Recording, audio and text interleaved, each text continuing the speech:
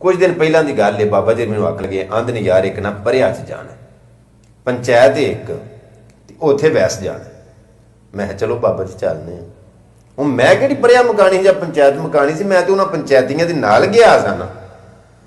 चलो जेड़े वेले उत्थे टुर गए ना, उत्थे मामला इंज दा सी कि शादी उन्हें अपनी बच्ची की कीती सी, लेकिन बच्ची नूं उन्हें अपने घर भालिया सी, उहदे सहुरे नहीं सन कलदे, यानी कि मुंडे दे नाल उहनूं टोरदे नहीं सन।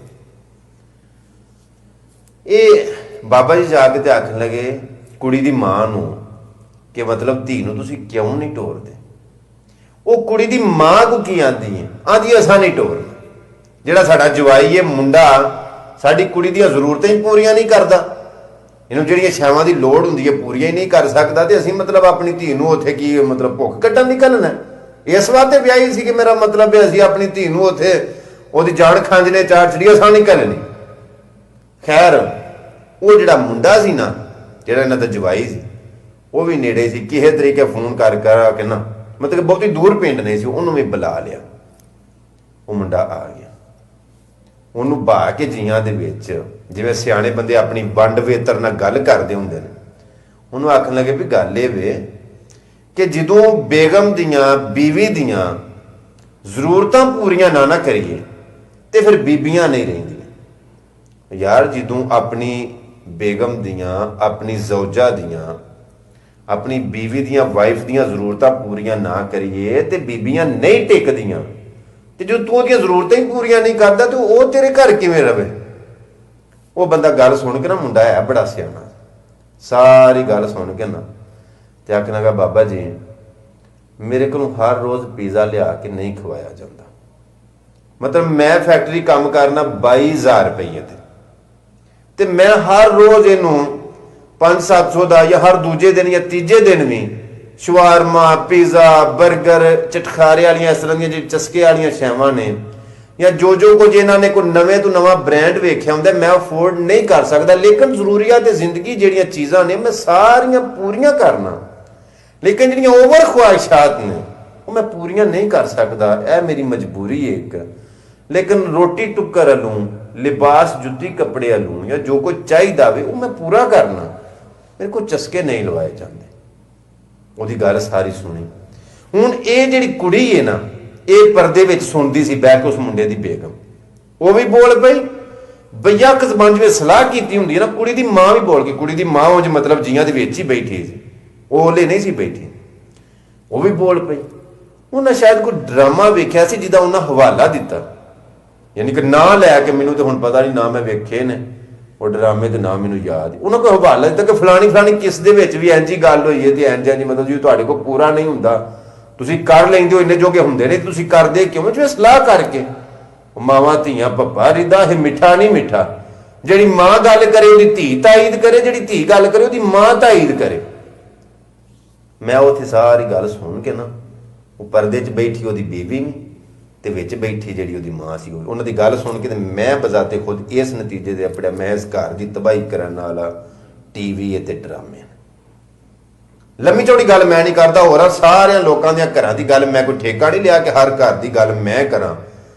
हर घर का माहौल अलग अलग है, टीवी हर घर के होगा, मोबाइल हर घर के होगा, लेकिन इन्नी लड़ाई झगड़ा तबाही एन मुमकिन है हर घर च ना हो। मैं इस घर की तबाही टीवी ते ड्रामे की, लेकिन उत्थे पंचायती मैं नहीं सा, अगर हुंदा मैं तो मैं फिर बोल के मामले नूं करदा, क्योंकि मैं तो पंचायतियां दे नाल गया।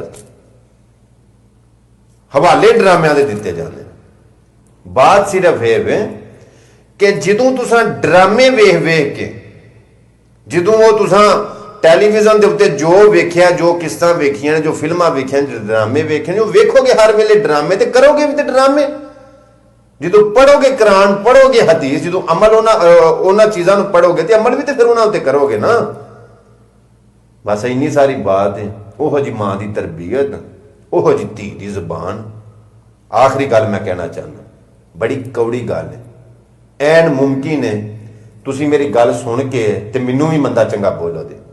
मैं ना हजरत असां अगर तुसां अपनी जवान बेटी नूं जवान भैन नूं मोबाइल लै दिता है ना, ਫਿਰ ਕੰਧਾਂ ਤੋਂ ਬੇਸ਼ੱਕ ਸ਼ੀਸ਼ੇ ਵੀ ਲਾ ਦਿਓ, ਕੈਮਰੇ ਵੀ ਲਾ ਦਿਓ ਤੇ ਕੰਧਾਂ ਦੇ ਉੱਤੇ ਲੱਗੀ ਕੰਡਾ ਤਾਰ ਵੀ ਲਾ ਦਿਓ, ਕੋਈ ਲੋੜ ਨਹੀਂ ਰਹੀ। ਕਿਉਂਕਿ ਸਾਰਾ ਕੰਜਰਪੂਣਾ ਤੁਸੀਂ ਆਪਣੀ ਧੀ ਦੇ ਬਿਸਤਰੇ 'ਚ ਵਾੜ ਛੜਿਆ ਆਪਣੀ ਹੱਥੀਂ।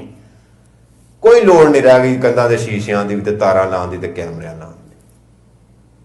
ਜਿਹੜਾ ਮੋਬਾਈਲ ਹੈ, ਜਿੰਨੀ ਤਬਾਹੀ ਇਹਨੇ ਕੀਤੀ ਹੈ ਨਾ ਸਾਡੇ ਮੁਆਸ਼ਰੇ ਦੇ ਵਿੱਚ, ਖਾਸ ਕਰ ਜਿਹੜੇ ਟੀਨੇਜ ਜਿੰਨੇ ਬੱਚੇ ਨੇ, ਬੱਚੀਆਂ ਨੇ, ਜਿੰਨੀ ਤਬਾਹੀ ਇਹਨੇ ਕੀਤੀ, ਜਾਂ ਟੈਲੀਵਿਜ਼ਨ ਨੇ ਜਿੰਨੀ ਤਬਾਹੀ ਕੀਤੀ, ਇੰਨੀ ਤਬਾਹੀ ਸ਼ਾਇਦ ਹੋਰ ਕਿਸੇ ਸ਼ੈ ਨੇ ਵੀ ਨਾ ਕੀਤੀ ਹੋਵੇ। ਤਾਂ ਜੋ ਹੈ ਮੇਰੀ ਗੱਲ ਯਾਰ, ਮੈਂ ਤੁਸੀਂ ਸਾਰੇ YouTube ਗੂਗਲ ਵਗੈਰਾ ਇਸਤੇਮਾਲ ਕਰਨੇ ਆ, ਕਈ ਦਫਾ ਉਹ ਚੀਜ਼ਾਂ ਸਾਡੇ ਸਾਹਮਣੇ ਆ ਜਾਂਦੀਆਂ ਨੇ ਜਿਹੜਾ ਅਸੀਂ ਖੁਦ ਨਹੀਂ ਵੇਖਣਾ ਪਸੰਦ ਕਰਦੇ। ਉਹ ਅੱਗੇ ਐਡ ਹੁੰਦੀਆਂ ਰਹਿੰਦੀਆਂ, ਸਾਡੇ ਅੱਗੇ ਆਉਂਦੀਆਂ ਨੇ। ਤੇ ਕੀ ਜਿਹੜੀਆਂ ਲੜਕੀਆਂ ਮੋਬਾਈਲ ਯੂਜ਼ ਕਰਦੀਆਂ ਨੇ ਉਹਨਾਂ ਅੱਗੇ ਨਹੀਂ ਆਉਂਦੀਆਂ ਹੋਣਗੀਆਂ? ਸਾਰਿਆਂ ਅੱਗੇ ਆਉਂਦੀਆਂ ਨੇ। ਪਹਿਲਾਂ ਵੀ ਹਰ ਬੰਦੇ ਨੂੰ, ਹਰ ਬੀਬੀ ਨੂੰ ਸਾਰੀਆਂ ਗੱਲਾਂ ਦਾ ਪਤਾ ਹੈ ਸੀ। ਇਹ ਨਹੀਂ ਕਿ ਪਹਿਲਾਂ ਲੋਕਾਂ ਨੂੰ ਪਤਾ ਨਹੀਂ ਸੀ, ਪਤਾ ਪਹਿਲਾਂ ਵੀ ਆਇਆ ਸੀ, ਲੇਕਿਨ ਇੰਨੀ ਬੇਹਯਾਈ ਹੈ ਕਿ ਸਾਹਮਣੇ ਨਿੱਤਰ ਕੇ ਸਾਹਮਣੇ ਨਹੀਂ ਸੀ ਆਈ। ਲੇਕਿਨ ਉਦੋਂ ਫਿਰ ਝਾਕੇ ਸਨ, ਸ਼ਰਮ ਸੀ, ਹਯਾ ਸੀ। ਪਹਿਲਾਂ ਦੁਪੱਟੇ ਲੈ ਕੇ ਮੋਢਿਆਂ ਦੇ ਉੱਤੇ ਆਏ, ਫਿਰ ਮੋਢਿਆਂ ਤੋਂ ਲੈ ਕੇ ਥੱਲੇ ਗਏ। ਹੁਣ ਤਾਂ ਦੂਰ ਦੂਰ ਤੱਕ ਨਜ਼ਰ ਨਹੀਂ ਨਾ ਆਉਂਦਾ ਕਿ ਕਾਹਦੇ ਨਤੀਜੇ ਨੇ, ਕਾਹਦੇ ਰਿਜ਼ਲਟ ਨੇ। ਇਹ ਸਿਰਫ ਔਰ ਸਿਰਫ ਮੋਬਾਈਲ ਔਰ ਟੈਲੀਵਿਜ਼ਨ ਦੇ ਡਰਾਮੇ।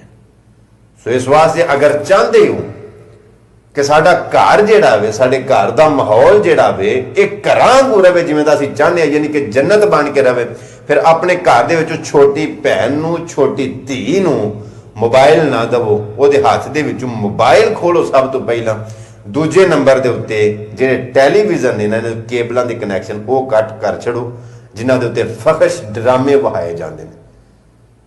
ਕਿਤੇ ਡਰਾਮੇ, ਟੀਵੀ ਡਰਾਮੇ ਤੁਸੀਂ ਵੇਖਿਆ ਨਹੀਂ? ਕਿਤੇ ਸੱਸ ਦਾ ਜਵਾਈ ਨਾਲ ਚੱਕਰ ਚੱਲਦਾ ਪਿਆ, ਕਿਤੇ ਭਾਬੀ ਦਾ ਦਿਓਰ ਨਾਲ ਚੱਕਰ ਚੱਲਦਾ ਪਿਆ, ਕਿਤੇ ਜੇਠ ਦਾ ਆਪਣੀ ਨਿੱਕੀ ਭਾਬੀ ਨਾਲ ਚੱਕਰ ਚੱਲਦਾ ਪਿਆ, ਕਿਤੇ ਚਾਚੀ ਦਾ ਭਤਰੀਏ ਨਾਲ ਚੱਕਰ ਚੱਲਦਾ ਪਿਆ, ਕਿਤੇ ਮਾਮੀ ਦਾ ਭਣੇਵੇਂ ਨਾਲ ਚੱਕਰ ਚੱਲਦਾ ਪਿਆ, ਕਦੇ ਭਣੇਵੀਂ ਦਾ ਮਾਮੇ ਨਾਲ ਚੱਕਰ ਚੱਲਦਾ। ਕੀ ਹੈ ਇਹ? ਕੀ ਹੋ ਰਿਹਾ? ਕੋਈ ਸਮਝ ਨਹੀਂ ਆਉਂਦੀ ਪਈ। ਇੱਕ ਗੱਲ ਮੈਂ ਤੁਹਾਨੂੰ ਦੱਸਦਾ ਚਾਹਾਂ, ਕਿਸੇ ਵੀ ਸ਼ੈ ਦੀ ਬੰਦਾ ਦਵਾਈ ਖਾਂਦਾ ਹੋਵੇ, ਬਿਮਾਰੀ ਕੋਈ ਹੋਵੇ, ਬੰਦਾ ਦਵਾਈ ਕੋਈ ਖਾਂਦਾ ਹੋਵੇ, ਤੇ ਬਿਮਾਰੀ ਕਿਵੇਂ ਠੀਕ ਹੋਵੇਗੀ? ਬਿਮਾਰੀ ਤੇ ਠੀਕ ਉਦੋਂ ਹੋਵੇਗੀ ਨਾ ਜਦੋਂ ਉਸ ਬਿਮਾਰੀ ਦੀ ਦਵਾਈ ਖਾਧੀ ਜਾਵੇ। ਇਸ ਵਾਸਤੇ ਦਵਾਈ ਖਾਣ ਤੋਂ ਪਹਿਲਾਂ ਜ਼ਰੂਰੀ ਇਹ ਵੇ ਕਿ ਸ਼ਨਾਖਤ ਕੀਤੀ ਜਾਵੇ, ਕਿਸੇ ਤਬੀਬ ਕੋਲੋਂ, ਹਕੀਮ ਕੋਲੋਂ ਇਸ ਚੀਜ਼ ਦੀ ਸ਼ਨਾਖਤ ਕਰਵਾਈ ਜਾਏ ਆਇਆ ਕਿ ਮੈਨੂੰ ਬਿਮਾਰੀ ਕੀ ਹੈ।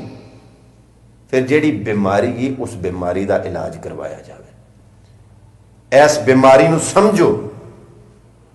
ਸ਼ਾਇਦ ਮੇਰੀ ਗੱਲ ਤੁਹਾਨੂੰ ਕੌੜੀ ਲੱਗੇ, ਲੇਕਿਨ ਕਦੀ ਇਕੱਲਿਆਂ ਬਹਿ ਕੇ ਸੋਚਿਓ ਸਹੀ ਕਿ ਮੈਂ ਕਹਿਣਾ ਕੀ ਚਾਹੁੰਦਾ, ਮੈਂ ਸਮਝਾਉਣਾ ਕੀ ਚਾਹੁੰਦਾ, ਮੈਂ ਕਿਹੜਾ ਦਰਦ ਬਿਆਨ ਕੀਤਾ।